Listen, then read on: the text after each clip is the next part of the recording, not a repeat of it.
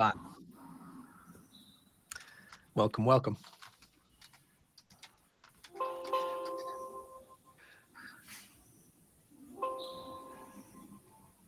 Okay. Appreciate everybody making it. We had a scheduling snafu. So what we thought was advertised a few weeks ago is advertised yesterday. So really appreciate everybody making it under such short notice. Welcome, everybody. Just opening the classroom a little bit early, just letting everybody settle in here, and we'll get rolling in about 5 minutes.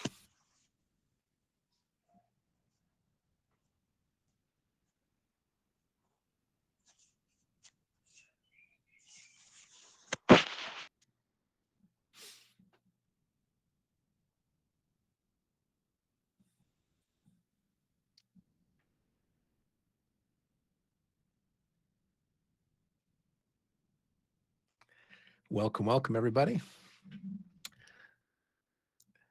Hey, Starbuck, cheers.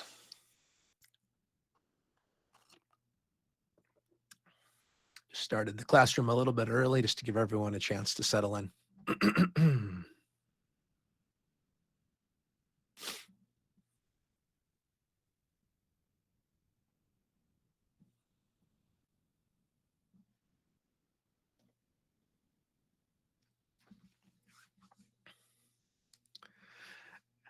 Hey, welcome.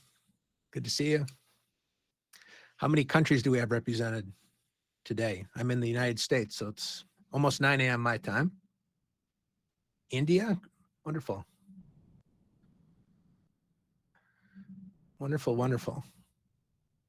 Japan, Italy, Philippines, Belarus, Malaysia, I love it. So wonderful connecting together. South Africa, welcome, welcome. Trinidad and Tobago.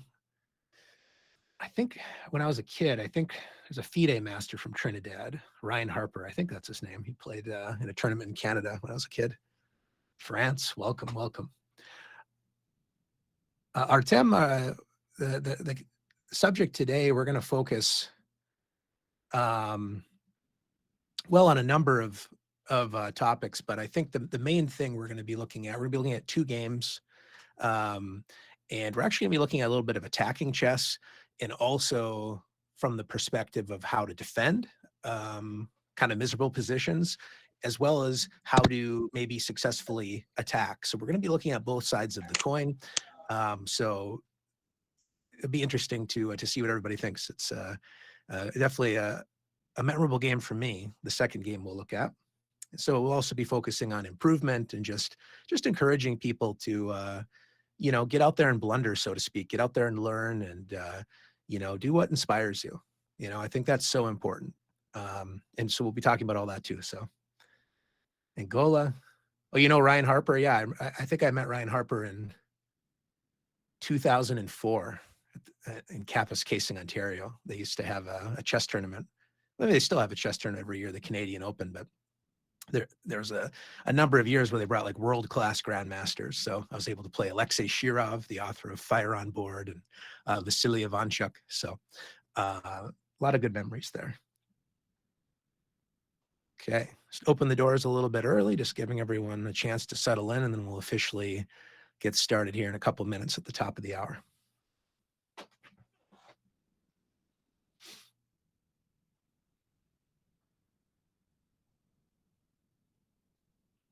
Yeah, Artem, I should tell a story sometime about Shirov. Just absolutely amazing experience. And well, I can even tell a story since we have a couple of minutes. So this was played in, I believe, 2005 in Alberta, I believe, Edmonton, Alberta, Canada. And I had this rating of like 1845 or something. It was like a rating where, because it's the top versus the bottom in round 1. And so I had like a 50-50 chance whether I was going to be on the bottom board or the absolute top board. And I ended up flipping the coin and hit heads, so to speak. And I was scheduled to play Vasily Ivanchuk on board 1. He was top 10 player, chess legend. And so I was paired against Ivanchuk. And about 5 minutes before the round, you know, I shake Ivanchuk's hand and he's kind of like staring up at the light fixtures and kind of in, you know, Planet Chucky world, thinking about amazing things, I'm sure. And I was just like, wow, I'm playing one-on-one with Michael Jordan, you know, was my thinking. And the the director said, oh, sorry, we forgot to pair like 12 people. So we're going to redo the pairings. And as a consequence, they pushed everyone up a board. So once in a lifetime opportunity to play Ivanchuk, I get pushed up a board. Oh, wait, I'm on board 1. That's the ceiling. I went all the way to the bottom to a board that didn't even exist. And they had to find a chessboard. And I was playing someone for like the first time, like a young kid, like their first tournament, complete beginner. And I was just like 17 at the time and was very distraught. I was like, wow, I missed my chance. And the organizer walked up to me and said, hey, we feel really bad. You were supposed to play Ivanchuk on board 1. I'm on board 2 against Alexei Shirov. Would you like to trade? And Shirov earned the right to play Kasparov for the world title. Didn't quite pan out for very interesting reasons, we'll put it that way. But in any case, I was able to play Shirov on board 2. And I assure you, there is no fire on board. He's a well-known attacking player. I was too weak to see Shirov's fire. He just like positionally destroyed me, just squeezed me to death. But he was extremely nice after the game.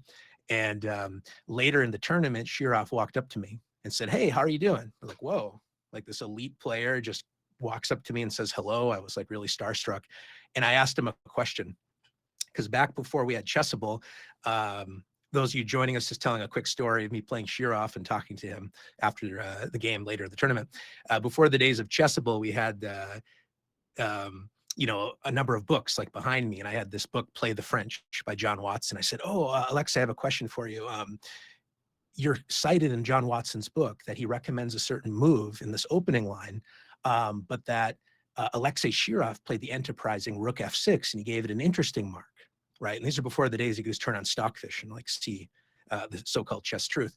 And I said, I was just curious, like why you played that move and how you feel about John Watson's analysis. Rook f6, and he looks up, what year? And I said, I think it was like 2003 or something, Bundesliga. 2003, Bundesliga, like he's going through a mental index in his mind. Like, oh, yes. I was just playing some weak 2400, and this was just the easiest way to win. So that was Alexei Shirov's theory that was put into the book. So anyway, those were interesting times. So anyway, thank you everybody for making it. Really appreciate it. Today we're going to look at 2 games. We're going to start out looking at a game played by some younger beginner players, a student that I used to coach, and then we're going to look at one of my own examples. And before we get rolling, just want to also mention, thank you everybody for your positive engagement in the Improvers Club. It's always a pleasure working together and inspiring one another to continue to grow. Because although I am, of course, the chess instructor today, I'm also one of the chess students, also a fellow traveler on the road to chess improvement. And one great forum we have is recognitions, shout outs, as well as like recognizing your own accomplishments. And I just wanted to highlight just 2 recent statements. H Hart 10K says, I feel happy that 9 out of my last 10 games had an accuracy of 75% or better. I was telling a friend that it took me 7 months just to learn how to learn chess. Hear that, just to learn how to learn. It's a very insightful statement there.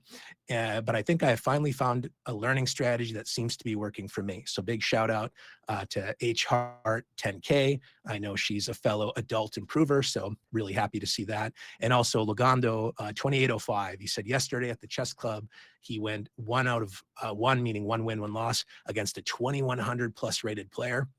He was very nice and played well. And he ended up winning a game against someone over 2100. And I'm seeing tons of people saying, hey, I just hit a new rating high, or, you know, I was able to beat my friend for the first time. And so just keep up that positive energy. Really am happy to see all of you support one another, as well as give yourself a pat on the back, you know. So the road to chess improvement, we're going to see some, well, rocky games, let's put it that way, but very instructive games. Today, we're going to look at 2 games that were played in the same opening. The first game is a scholastic game. So for some of you youngsters in the audience, you might really relate to this. They're playing a game, a tournament with like a time control of, say, game in 45 and game in 60 or something like this. And the game, so a game where both sides have like 60 minutes to think. So it could last like 2 hours, for example. I think the game lasted about 3 minutes or so. And this happened to me as well. And my dad always made the point, move as quickly as you want, move quickly, but repent at leisure, meaning you can move as fast as you want, but slow down, sit on your hands, take your time. And so anyway, my student, taking his first steps in the chess arena, played e5.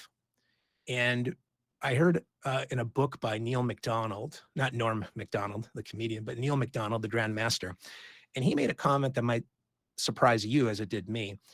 He said e5 is considered like the most solid opening, which is true, but also maybe not fully true.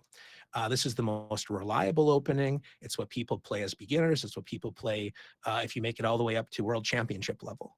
It's one of the best openings you can possibly play.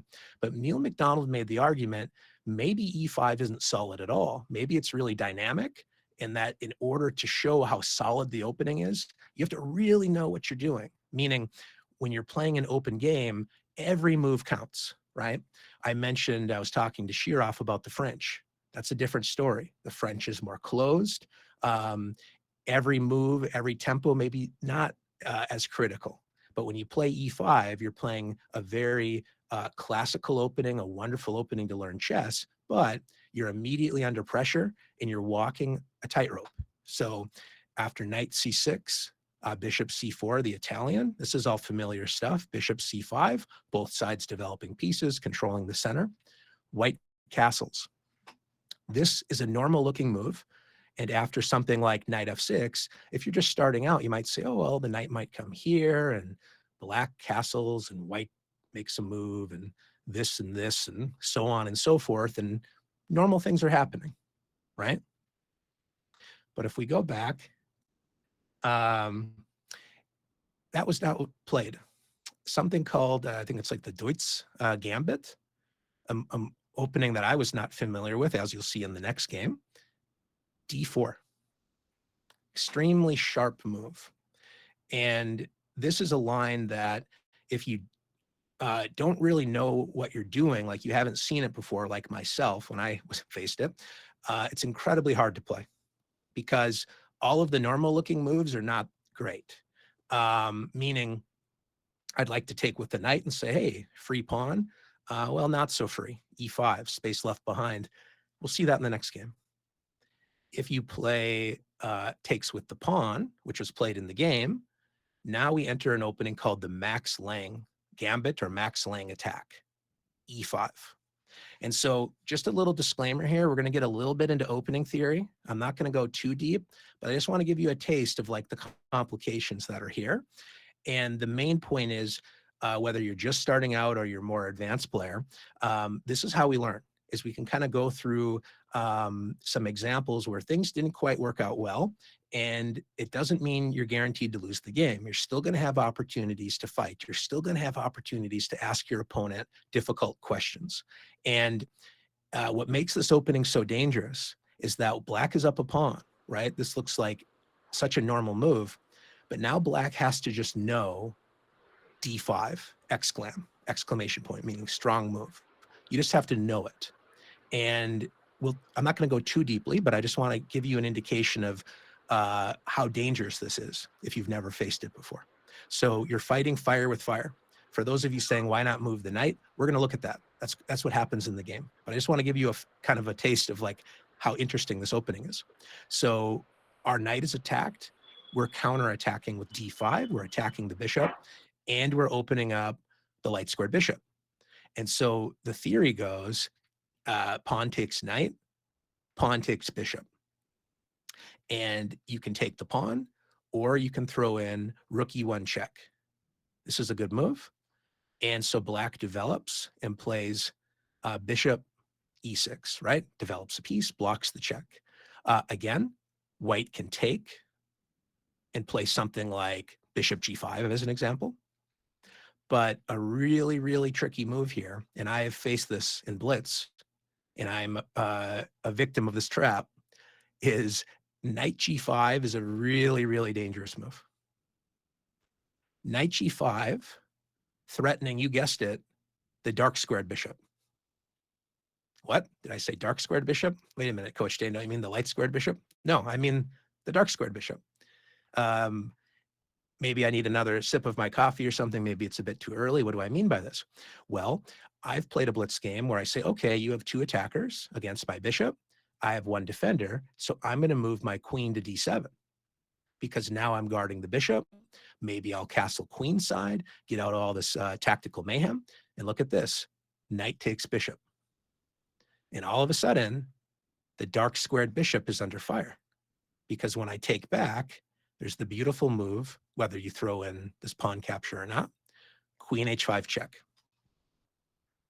And I have fallen for this trap, probably more than once, I have to admit. And so this is a really interesting idea.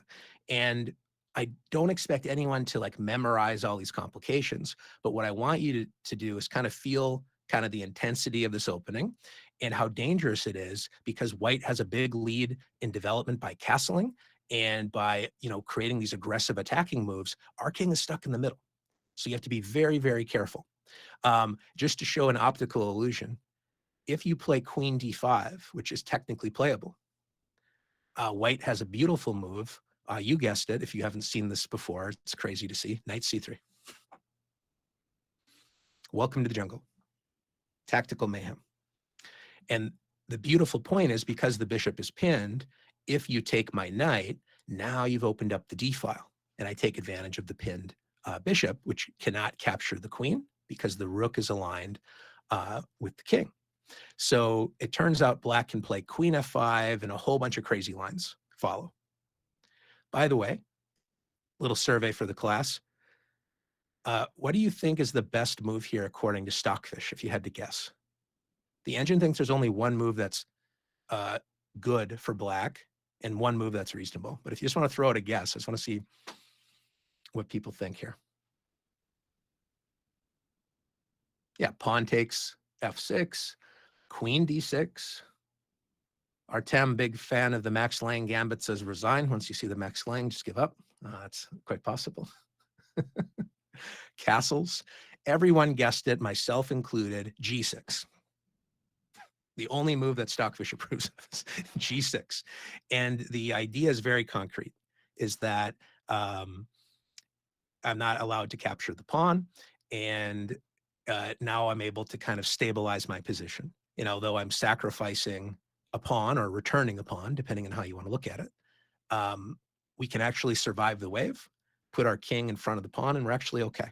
So anyway, opening theory, that's it. We're not here for opening theory, but I just wanted to give you a sense that if you want to study sharp gambits, you'll learn quite a bit as an attacking player, but also someone, if you're playing e5, you're going to face every gambit under the sun. You're going to face all these crazy attacks. And all I will encourage you to do is get out there and blunder. What I mean by that is that I was terrified to play e5 for this reason. I played the French. I'm in my closed structure. When I play e6 on move 1, there's no 4-move checkmate. There's no bishop sacrifice. There's no knight takes pawn. There are very, very few concrete attacking lines against the way I play the French. But one downside to that is maybe I get overly comfortable in this closed position. So when you play e5, you're going to have brilliant games, as will your opponent. And so I'm not saying everyone go out there and play e5, but I just want to say, hey, if you're interested in learning a bit more about chess, e5 is a wonderful tool to do that. But you have to be patient. You're going to see a game that I play next where I get destroyed out of the opening, but the game continues, which is the other lesson. So anyway, going back to the game, I spent like 10 minutes talking about this opening. The whole game, it took like 3 minutes for them to play it. Malbart, 60-80, my 50 cents, you don't learn an opening until you take a beating playing that opening. Absolutely. I guess I have to be patient, some months at least, absolutely. So if we get nothing out of this lesson, I hope you get a lot, by the way. I'm going to show you 2 games where black suffers tremendously, but I think we'll all learn a lot together. And I think the people who played these games learned some tremendous lessons. So after e5, black didn't know the next 85 moves of the Max Lang where black gets a slight advantage and played the natural move knight g4. If you do play e5, when in doubt, don't forget about d5. d5 is often a really strong move, striking against the e4 square, hitting the bishop, opening up the light squared bishop. But my young student played knight g4, very understandable move, get the knight out of harm's way, and put two attackers on the pawn. And so now if everything remains calm, I'm going to castle. And what did the mad dog attacker do? Kind of foaming at the mouth, bishop f7, bang, out of nowhere. And at this point, the idea is, how did white come up with this idea? Well, white's played this opening a lot, so probably knows the traps. But one thing I want you to think about, the bishop on c5, as natural and healthy of a development as that is for the bishop, it's a loose piece. It's undefended. Remember that Max Lang trick where I showed you queen h5 check, swing over and win the bishop? Loose pieces drop off. So even though we know this is a normal move, the bishop can prove vulnerable. After the move knight g4, now the knight is loose, meaning nothing's protecting it. And interestingly enough, we have an alignment with the queen. So if the knight moves somewhere, not a great move, I'm revealing the knight's vulnerability with the queen being able to attack it. So white's thinking is, what if I could play knight g5 and then my opponent plays a random move and I can win a knight, right? So white says the way I do that is I gain a tempo. What if I could play knight g5 with check? And here, bishop f7 is played. I'll make an interesting observation. Stockfish, which usually you think of computers as like very tactical, brings up a positional insight and says, actually, I think the better move for white is to chill out. New move, new piece. Develop your bishop to f4. Very human move, suggested by a computer. And the idea is I'm defending my center. If you play d5 and you strike out, you attack the bishop, you awaken your slumbering light squared bishop.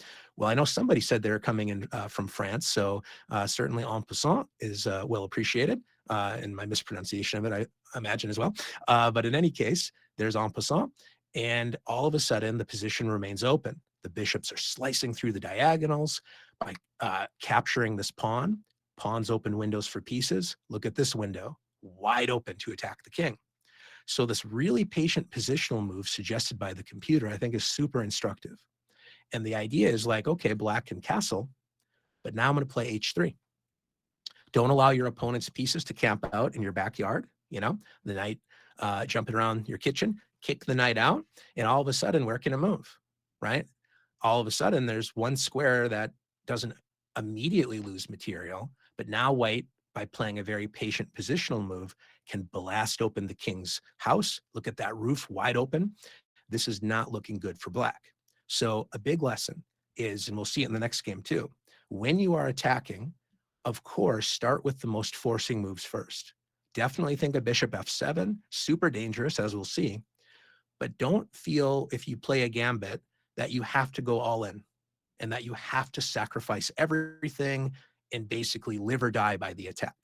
Sometimes when you're attacking and you gain a space advantage, the pieces are a little bit disconnected.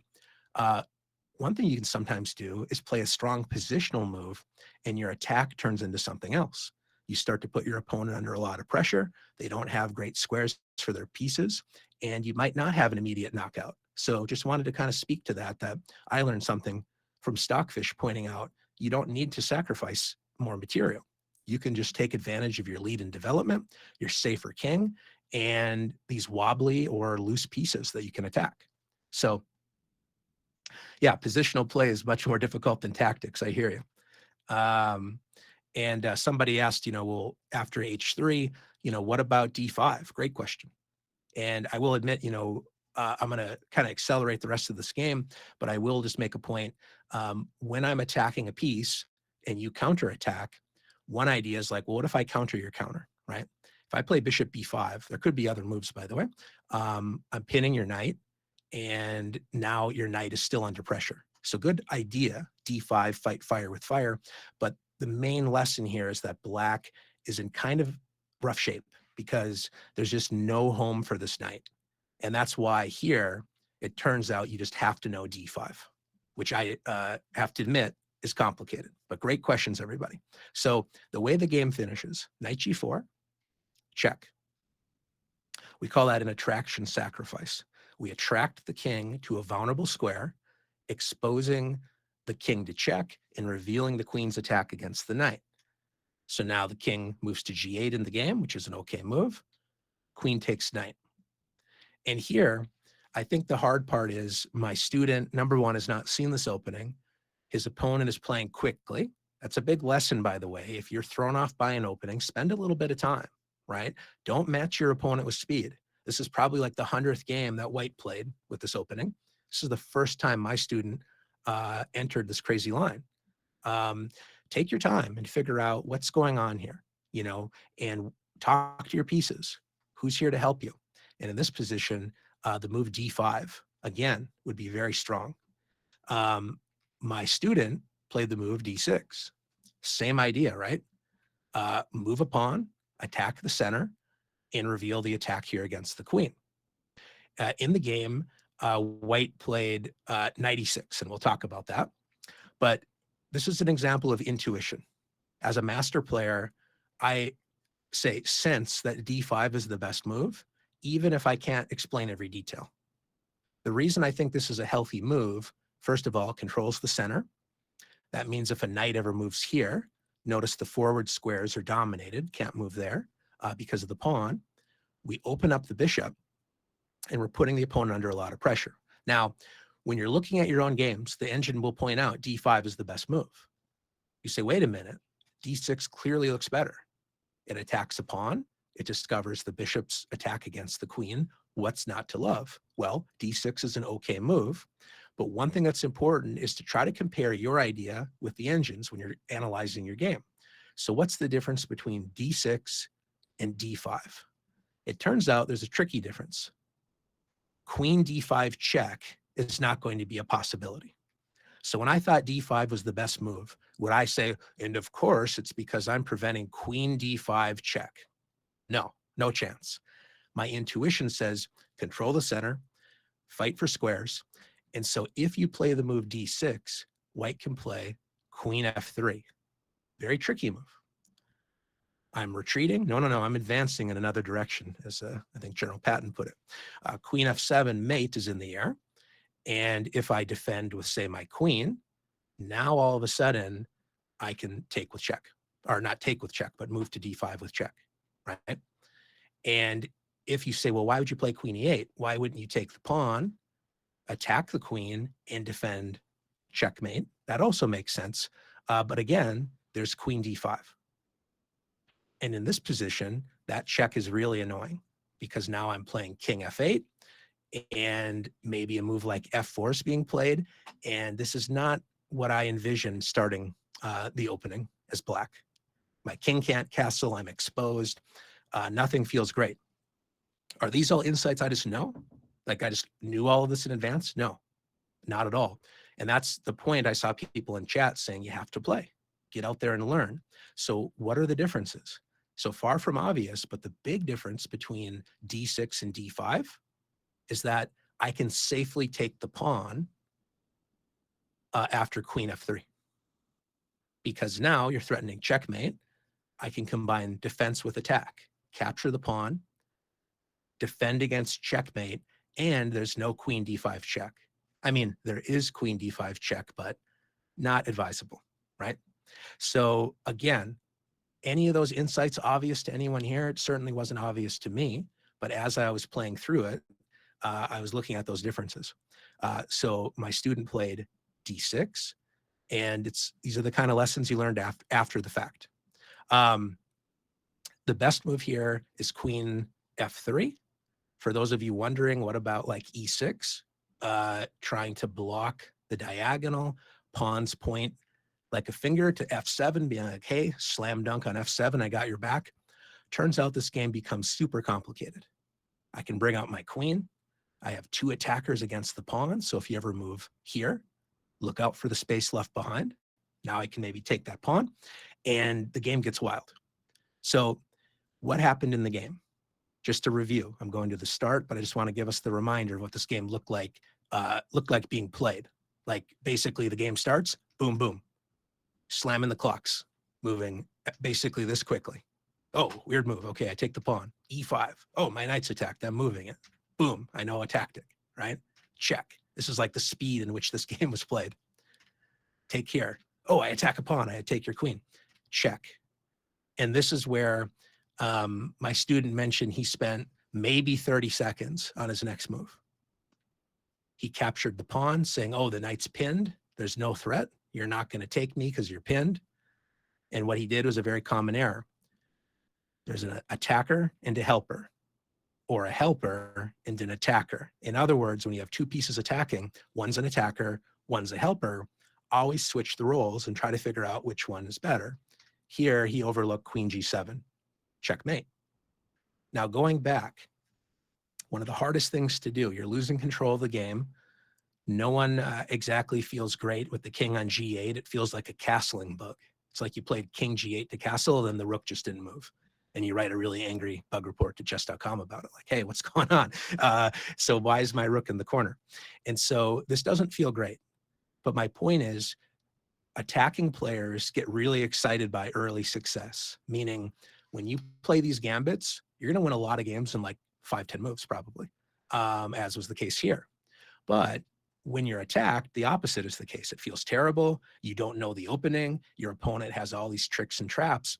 But the most important thing you can do, sit on your hands. After knight e6, a bullet move, if you're playing a bullet game, you might say, hey, let's get rid of that knight and take it immediately.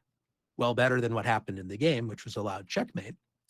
But when your opponent makes a strong looking move, think about the opposite. Where there is strength, there is often weakness. Knight e6, as strong as that looks, jumping into your territory, the helper threatening checkmate, wait a minute, there's an alignment. If we go back, look at this alignment, queen, loose knight, discovered check. That was one alignment. So white used an alignment to his advantage, right? Now we have a chance to use an alignment to our advantage, as a lot of you in chat are saying. Great job, everybody. Don't play the bullet move. When you see a chance to capture, take a moment and reflect. A lot of people are saying queen e7. And all of a sudden, one move turns the whole game around. Now there's no checkmate. I have two defenders against two attackers, and the knight is pinned. So now I can just win a piece.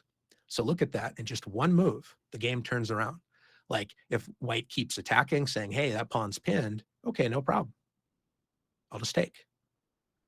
And all of a sudden, when the smoke clears, white had all the fun of the attack, but black brings home the full point. My dad in the 60s worked at a factory when he was going to the University of Chicago. And I remember one of his coworkers said, the anvil lasts longer than the hammer. So as the hammer is hitting the anvil over and over and over, the anvil will outlast the hammer over time. And this is an example of that you have to be careful. So if white's just attack, attack, attack, attack, if you can somehow resurface, somehow return to your center here and say, what can I do now? Don't worry about king g8 and how horrible that felt, right? Don't worry about being haunted by bishop f7 and knight g5. All that's in the past now. What can you do right now? And if you can do that, resurface, a move like queen e7 might be there. So this was a game played by, someone rated like, let's say 600, 800, okay? And so now we're gonna look at a game, and that is Lasker Lugando. Supposedly, look for find a good move, look for a better one. Apparently that's a Lasker quote. I love Lasker's quote, is chess an art, is chess a science, is chess a sport?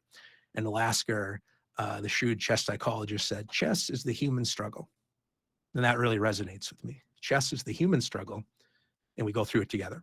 So to summarize, get out there and blunder, meaning play an opening. If you're inspired to play an opening, but you're afraid of the theory, don't worry about it. Play an opening that you can grow into, whether it's E5 or the French or the Caro or the Sicilian or whatever, an opening that inspires you. Don't worry about what you should play. What feels good? What's an opening that you're excited to learn more about, right? And if it's a deep enough opening, it'll be a good opening companion and someone that will also help you with chess, like learning just chess in general. And so I grew up playing the French, and only as an adult did I start playing E5. And we're going to see how that played out for me in the very next game. So one moment, just have to get the file here. So here I am, already a national master, playing in a tournament, a classical tournament, 90 minutes with like a 30-second increment or something like that. And thanks everybody for giving feedback when I'm not able to catch every comment in the chat. So really appreciate that. If you have something in the chat I don't answer, please reach out to Ask a Coach, Ask Community in our Improvers Club. Happy to reach out. Unfortunately, I'm not going to be able to read every single thing that is said, but really appreciate the engagement. And please follow up if I don't answer a question that you really want to have answered. So here I am, 2016, I believe this game was played. So almost 10 years ago. And like I said, I grew up, played the French my whole career up to national master. And only did I, man, already 10 years ago, it's just such a time warp. When the St. Louis Chess Club first opened, Yasser Seirawan was the GM in residence. So I actually took some lessons with Yasser, also a big French player. And Yasser made the point that, maybe you should try E4, E5. It's a whole new experience and kind of embrace beginner's mind. And so although E5 has the reputation of being solid, we just saw an example where when you're playing open games, it can be a really difficult tightrope. After the Italian moves were played here, bishop C5, my opponent castled. I wasn't familiar with this idea. I was familiar with, Evans Gambit and the C3 thing. And so I had some ideas, but castling, I was like, what's this? I guess I'll play knight F6. And I played D4.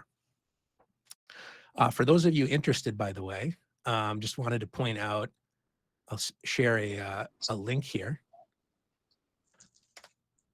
That's Grandmaster Eugene Perelstein. Every gambit refuted. I don't think he succeeded in refuting every gambit, but he showed some really interesting ways to fight against gambits. That's an interesting course, and he talks about this gambit. And here's what Grandmaster Eugene Perelstein says in the video. This is a very, very serious weapon. In case you're not prepared, you're going to get into some rough positions. So he repeated very, very dangerous weapon and rough position. So if Grandmaster Perelstein is repeating it twice, it's worth hearing. And I think he definitely spoke truth about my game. So here, what makes this opening so dangerous, I glossed over it before.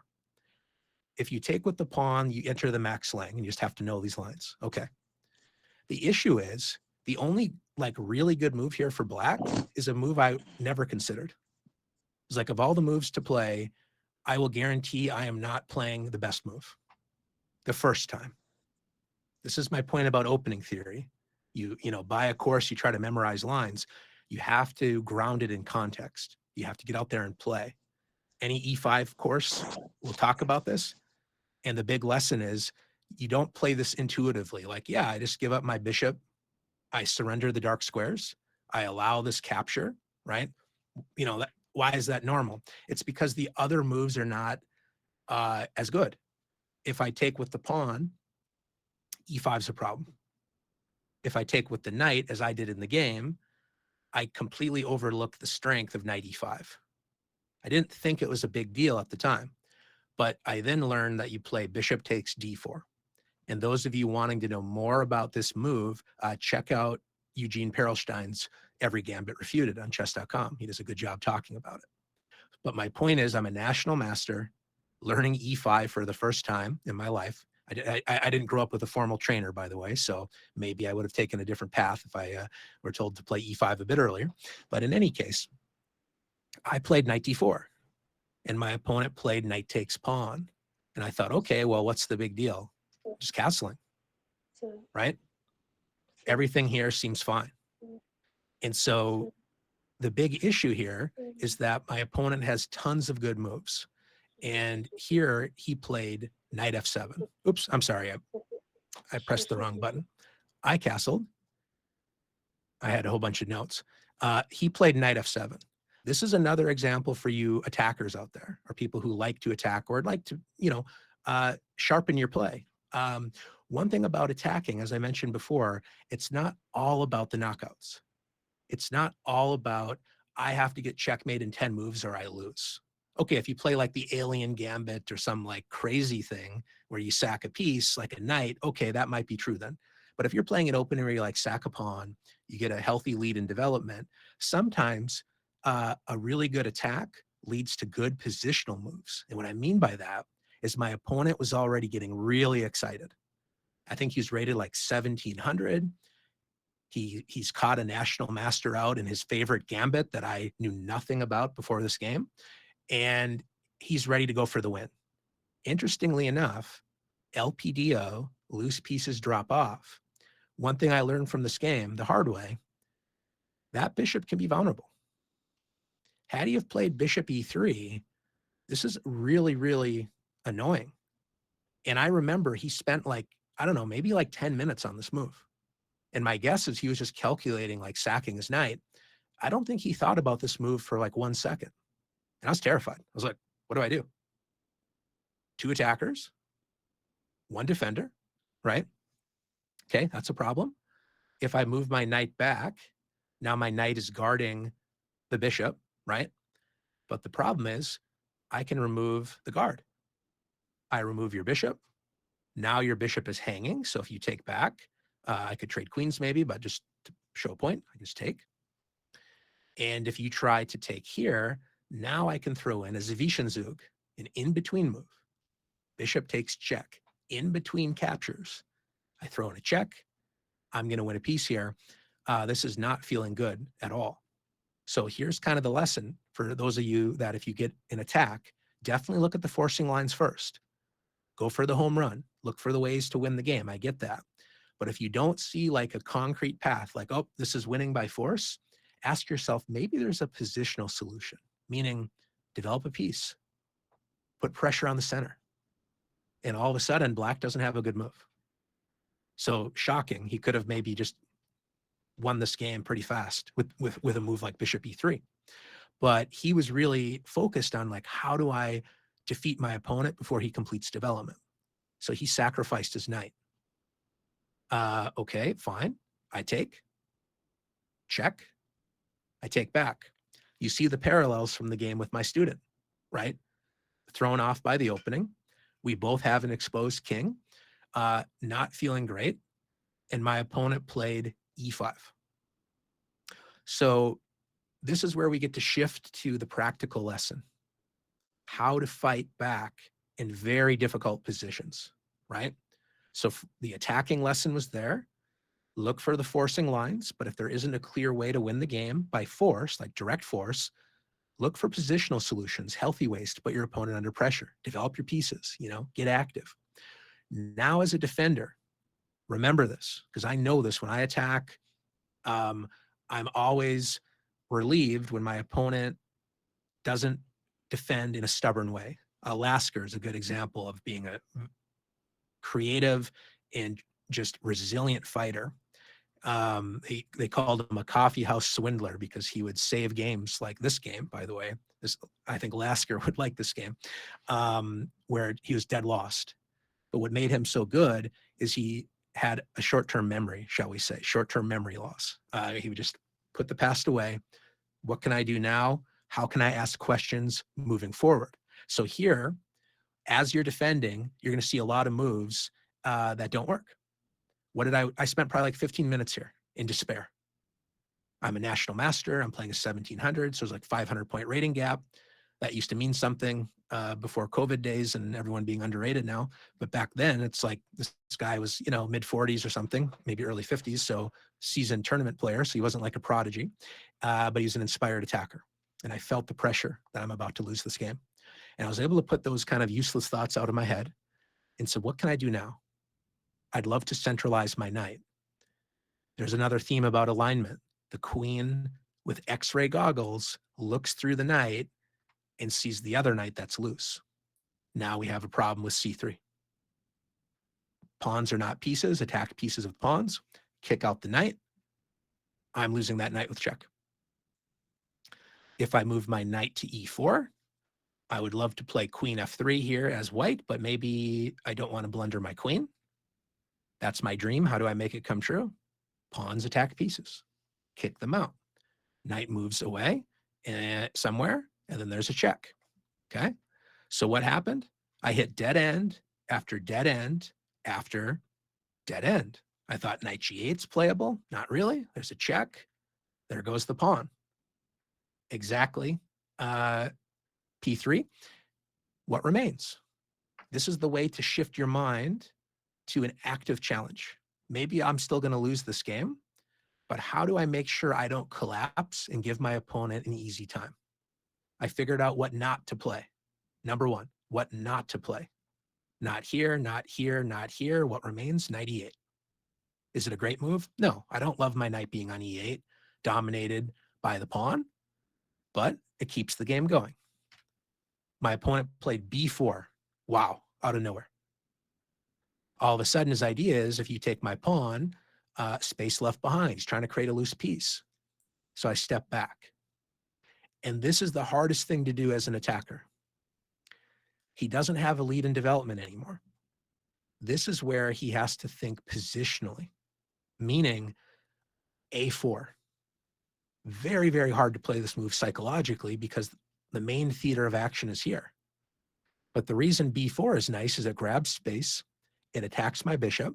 In order to defend my knight, I retreat, and now he's threatening to trap my bishop.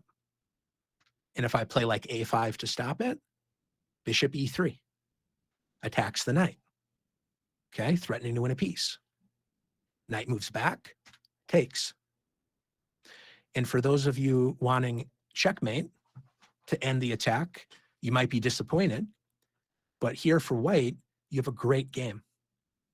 There's a material imbalance, but black structure's terrible. My king feels pretty gross here, and my knight is far from thrilled. And there's a tsunami of pawns and maybe a queen and a rook ready to enter the action too. So this was a hard moment that my opponent had to shift gears as an attacker and start thinking positionally. In other words, he played the move that I thought he would play, and I thought it was a great move during the game. Queen h5. How is that not a good move? I'm in check. You're threatening my pawn, and everything feels terrible. Now, here comes kind of an interesting moment. I'd be curious to hear in the chat what you would play as black here. We're faced with a new crisis, Queen h5. In order to decide what to play as a defender, meaning you're in a tough spot, ask yourself, what should I not play? Once you eliminate the moves that don't work, you might find a path forward.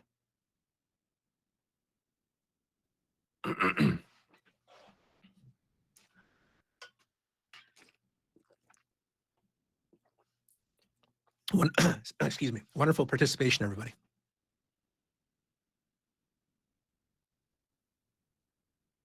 Just going to give everybody another 30 seconds to think, and then I'll give you the answer while I try to clear my throat a little bit.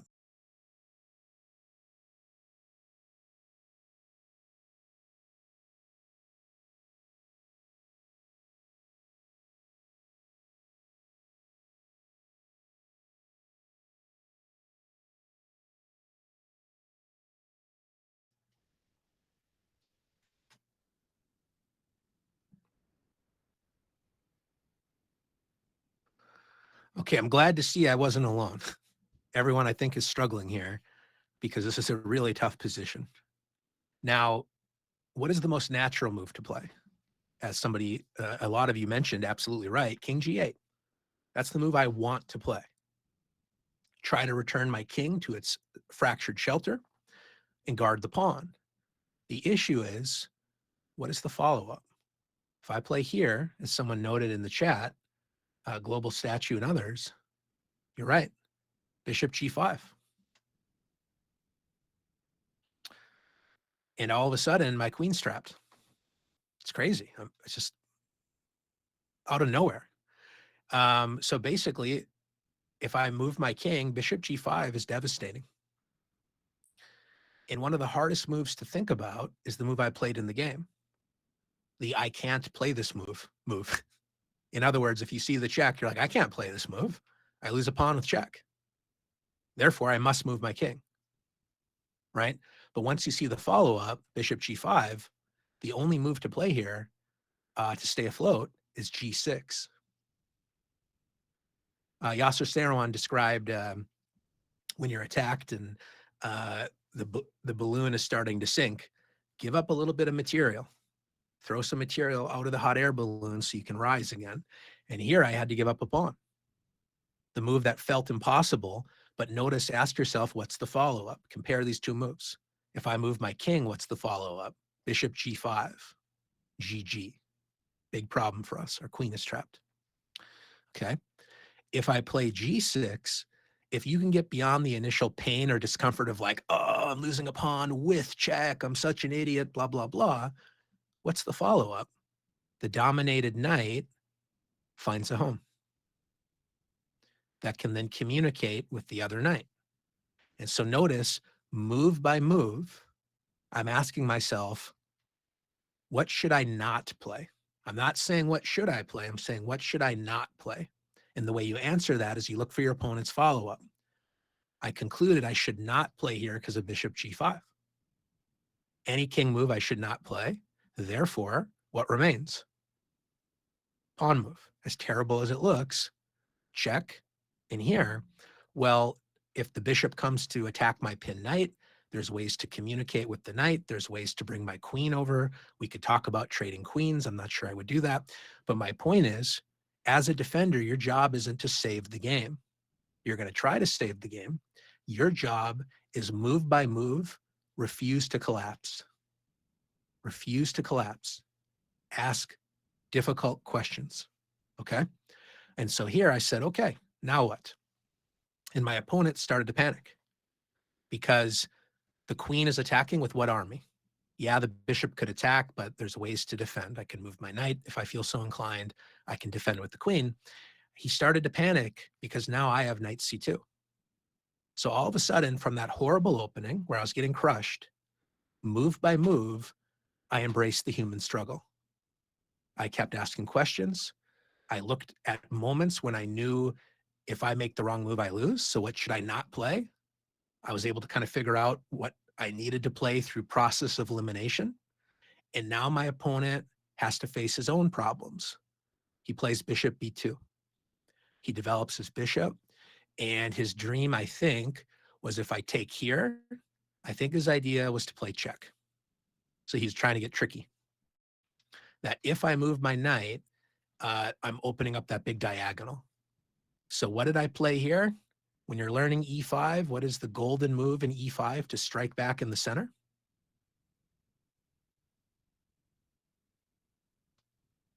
Knight E6 is clever. That's also a good move. Knight E check is not bad, by the way, but you have to ask, like, what's my follow-up? I don't know about that, and then I have to deal with this attack. The move that I want you to remember when you're playing E4, E5, when in doubt, I'm not saying it's always good, but when in doubt, seriously consider D5. It's the golden move in E4, E5. It strikes against the center. It opens up the bishop. Zoom in, zoom out. You got it. Very good. And so here, now I'm fighting back in the center. So if the knight develops, look at that, forward squares, pawn guards that. I'm opening up my bishop. And after, and somebody asking why not knight C2? My concern during the game was that although I'm attacking the rook, which feels great, I'm also vacating the long diagonal. Pawns open windows for pieces. I was really afraid about check because now the bishop is communicating with the queen, attacking my pin knight, and I have all these sleeping pieces. That's why I didn't go for the material. So when you're under a lot of pressure, don't jump at the material unless you have a really concrete reason. Here I had to remember one of three opening principles: development, and what was the third one? Oh, that's right, development. I'm way behind in development. I need to prioritize development and play D5, okay? D5, the golden move. And so now en passant was played. I take back with the queen. And look at this, the whole game is turning around. I went from getting completely crushed to resurfacing, move by move. And I know from experience how disappointing it is when you get an exciting attack This is my immortal game. I'm about to sack my queen and all my rooks, puzzle rush style. And then it doesn't happen. Your opponent doesn't collapse. And now you mentally have to shift gears. A game you thought that was going to end in like 2 minutes is going to continue for hours. This is the 90 minute per side time control. And my opponent all of a sudden is like, dude, where's my development? All black's pieces are starting to wake up. My pieces are asleep and I'm not feeling great. So here, white's best chance, Yasser Serouan's idea. The balloon is sinking, the hot air balloon is sinking, return some material. Knight d2. Give up material if you want. Take a pawn, whatever, and start activating your pieces. The engine says that there's a draw here, that if I take the pawn, knight e4, and he can get a perpetual apparently with knight g5. But my point is, I'm not trying to get into the technical engine details. I'm talking about the human struggle, the practical fight on the chessboard. And here my opponent panicked, didn't like what he saw with my knight, and he traded his only active piece other than this queen, if you can call this stranded piece active. Bishop takes. And all of a sudden, what happened, right? I was getting crushed. A national master was going to lose to the 1700 in like 10 moves. And yet I found a way not to collapse. I kept asking questions, and now the game turns around. He plays c3. And of course, with black to move, everyone says your next move is obvious. You should play bishop f5. Just a joke, but that Stockfish pointed out that I could have played this brilliant move. Give up my bishop and trap the queen. Didn't see that. Pretty cool detail. I move back, and my opponent is panicking. All of a sudden, if he moves his knight, he's worried about like a fork or something. Bishop takes pawns. He's like, okay, I'm going to bring my queen back, right? Bishop f5. Well, wait a minute. Who played the gambit? Isn't the gambit all about elite and development? So all of a sudden, I have all my minor pieces developed. My king doesn't feel that insecure. The two Bs are buzzing on the open diagonals. And I just need to wake up my rook, and I'm fully developed. And my opponent kind of helps me. At any moment, he should give up material. Yasser Serouan's idea about the hot air balloon. Get that, throw some material and some weight off so you can rise again. He was kind of ironic that the gambitier, who's all about giving up material, now becomes kind of obsessed about trying to hold on to everything. So he moves here, you know, trying to curl up in a ball. But what is the space left behind? No queen on the H file. Hey, rook, there's a party going on the king side. Let's go. Complete development.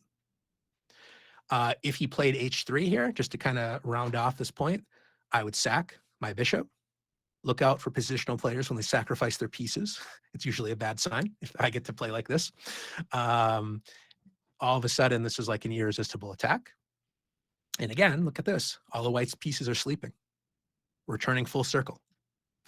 And so in the game, G3 was played. Pawns open windows for pieces. For those of you newer to the game, when a pawn moves forward, kind of move it back in your head and think about the diagonals that the pawn used to defend. When the pawn moves forward, now the light squares have been illuminated. Look at that. So what do? Space left behind. Take advantage of that pocket or that hole, attack the rook. He attacked my queen. Step to the side. Hey, there's the other window, the two diagonals. I'm threatening mate. And after f3, this will be the last question of the day. If you're playing a bullet game, you're taking the pawn. If you're playing a classical game, you still might take this pawn. It's going to give everybody just a minute to talk about or to think, and then you can throw any ideas in chat. Would you take the pawn or would you play something else? Why or why not? Give everyone about a minute. I'm going to try to clear my throat here.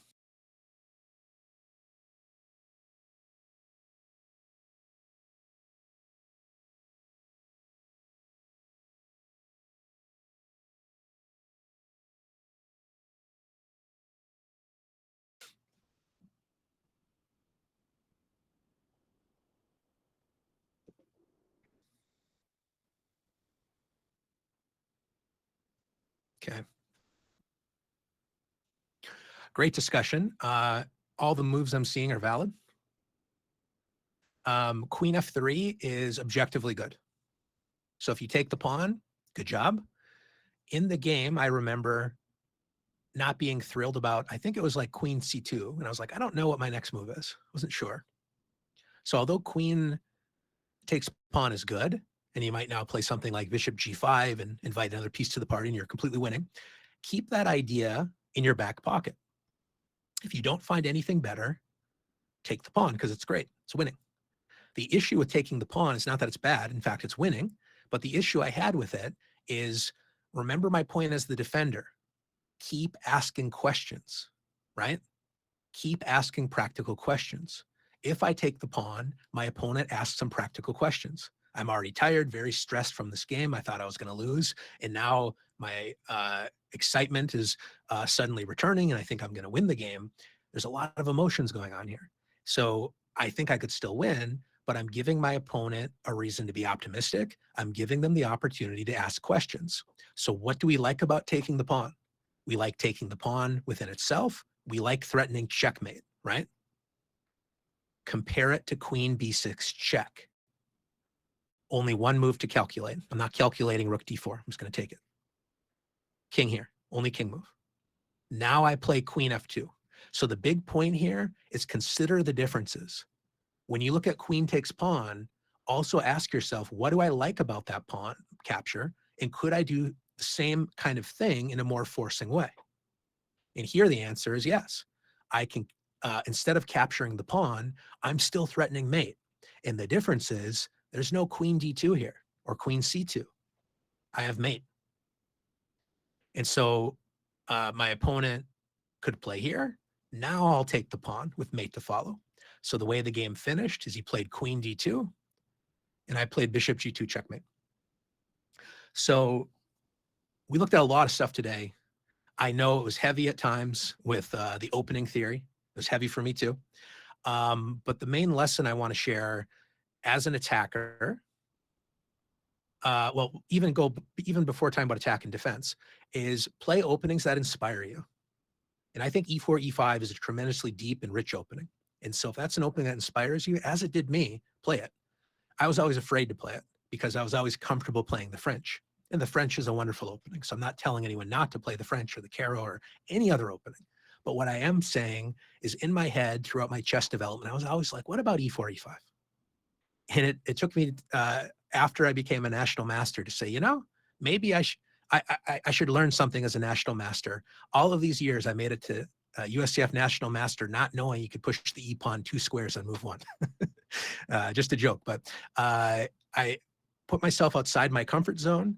I played an opening that excited me, something I wanted to learn. And I played someone that I think he was about 50. I bet you he played this opening for like 30 years. Tons of experience playing this extremely dangerous gambit. I didn't know the theory. Boy, do I know it now, by the way. I definitely know bishop takes pawn. So you also learn openings through struggling. You learn openings through getting out there and failing, right? Doesn't mean you're going to lose your game. You might, but then you can learn from it. But here, this was an epic fail out of the opening. And for the attacking players, remember, it's not always about the knockout. It's not always about checkmate. Here, if I would have found bishop e3, or my opponent found bishop e3, I might have just lost this game in like 12 moves. I would have kept fighting, but I'm just saying, I don't think I would have had the chance to get back in the game. But my opponent created an imbalance by giving up the 2 minor pieces for my rook and pawn.